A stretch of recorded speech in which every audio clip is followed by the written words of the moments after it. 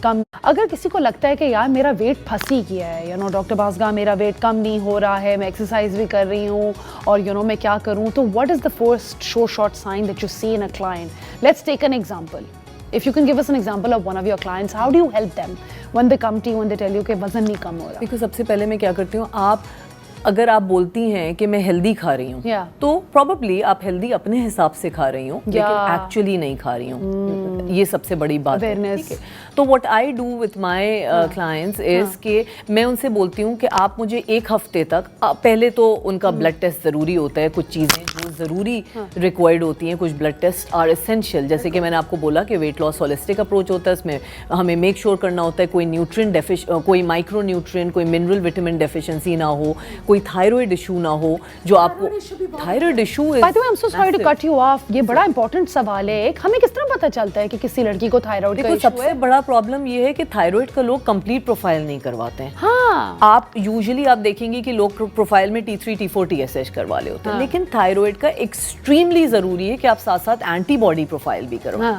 क्योंकि अक्सर ऐसा होता है कि एंटीबॉडी रिजन होता है और T3 T4 सामने आपका नॉर्मल आ रहा होता है, लेकिन पीछे से आपको प्रॉब्लम हो रही होती है.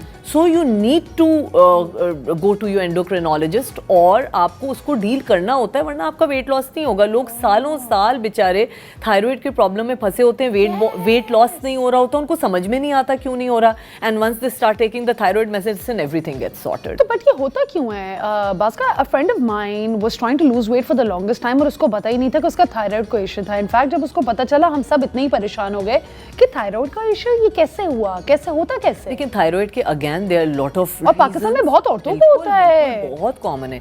बहुत सारे, तो बल्कि हम अलग एक सेगमेंट कर सकते हैं. बिल्कुल, बहुत सारे रीजन से थायराइड डेवलप होने के, स्पेशली स्ट्रेस से थायराइड होता है. बिकॉज एक चीज होती है जिसको कहते हैं ओट एक्सिस, बहुत कॉम्प्लिकेटेड होता है. ओट एक्सिस का मतलब है कि आपकी ओवरीज, आपका एड्रीनल जहाँ से थायराइड जहाँ से कॉर्टिसोल सिक्रीट होता है, और आपका थायराइड, ये कनेक्टेड होता है. अच्छा. इनमें से कोई भी आगे पीछे हो तो दूसरा अफेक्ट होगा. फॉर एग्जाम्पल, अगर आप स्ट्रेसफुल लाइफस्टाइल गुजार रहे हैं, एंग्शियस हैं, तो आपका एड्रीनल से ज़्यादा कॉर्टिसोल सिक्रीट होगा और उसकी वजह से आपका ओवरीज अफेक्ट होगा. It will present as your menstrual cycle disturbance and PCOS etcetera. और उसकी वजह से आपका थायराइड अफेक्ट होगा, आप थायराइड पेशेंट बन जाएंगे. So it's all connected. So stress is horrific. It really is. और आजकल के ज़माने में हमारी ज़िंदगी बेहतर तो हो नहीं रही है, बिल्कुल. और ज़्यादा स्ट्रेस आ रहा है. So Bhaskar, what are some of the things that you do to reduce your stress? Let's take you as an example. I don't overtly I don't make myself too busy. I don't want to say that I don't have time for my family, because family comes first. मैं organize करती हूँ. मुझे होता है कि ठीक है, अगर